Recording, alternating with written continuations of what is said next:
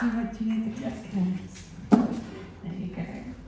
I apologise, I'm only one half of these two. Tom is right here, but I don't think either of us realised that he was supposed to be up here with me. So while I sort out my iPad, I'm just going to say how much I'm appreciating this microphone because I'm living a serious Britney fantasy from my childhood right now. Just resisting the urge to give you a bit of Britney, bitch. Okay. I think I just did. Right, okay, so hi. I am, how does this work? Like that. I'm Brignall, and I'm the co-founder of The Round. We are the world's first Web3 platform for live entertainment in mobile augmented reality. And if none of that means anything to you, then we're demoing our app out the front afterwards because it is quite a lot. Tom, my business partner, and I founded the company after in the midst of 10 years of working in immersive, interactive, and site-specific theatre. And it began really as a way that, out of an interest in virtual reality and what the potential of technology was, with companies that we were working with, we just started to explore what can we do, how can we make this work perhaps more accessible or reach new audiences.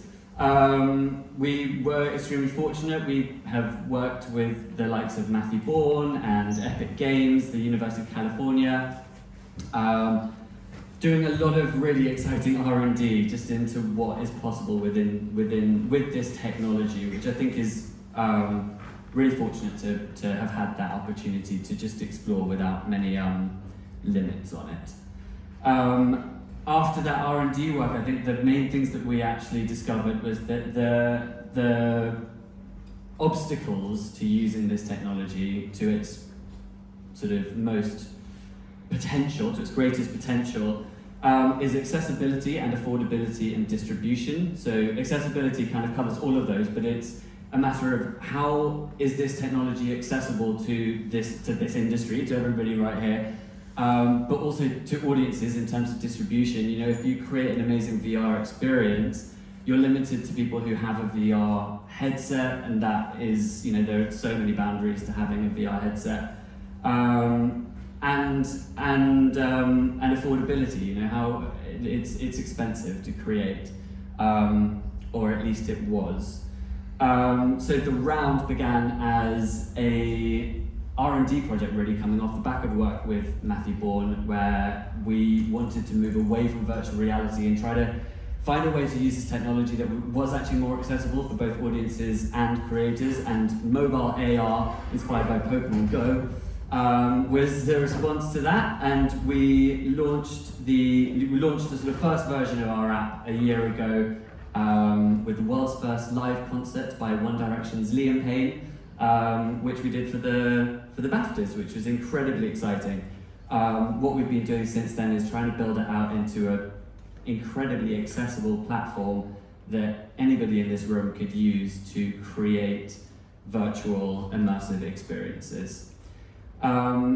What we want to what I guess I'm here to look at, and what I find myself asking very regularly, is what do audiences of tomorrow want? I'm sure you've all heard a lot of talk about the Metaverse.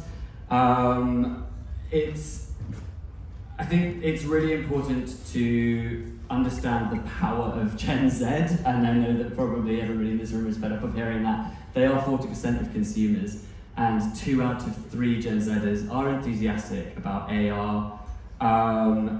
And their number one form of entertainment right now is actually video games. TV and movies come in 5th, which is just such a massive difference to us. I think it's really important to remember how that generation engage with entertainment. The most popular multiplayer video games have begun to explore how they can utilize or how they can leverage entertainment IP within their content to draw bigger audiences. We've seen that with Travis Scott's Fortnite gig. There was 45 million viewers that watched that. Video games, however, are not accessible. Well, the Metaverse is different because it opens that up it makes that technology accessible to all of us. And the core principle that underpins the metaverse is the idea of human real-time interactivity, albeit in a virtual environment. And I think if there's anybody in the world who understands that better than anybody else, it is you and the people in this room.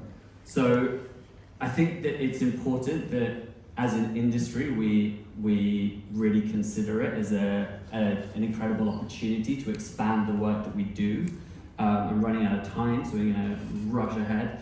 But there's been incredible innovation over the pandemic, obviously, using this technology, and hopefully we'll have a chance to discuss that. I think that to sort of jump ahead a little bit, in terms of how to actually start using this technology and how to sort of enter the metaverse, so to speak, I think this has been said a lot today, actually, and I think it's interesting that it ties in. The most important thing is you do what you do best. Find somebody to partner with. You don't need to reinvent the wheel when it comes to tech. You guys are incredibly creative and innovative.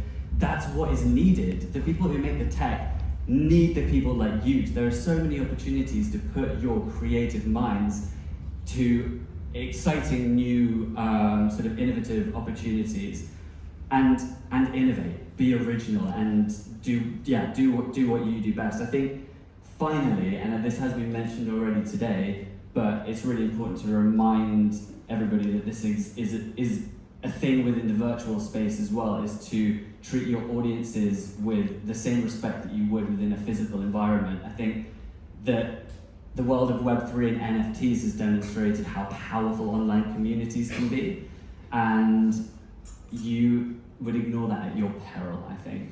I've run out of time, but that is me. Please do come and say hi outside.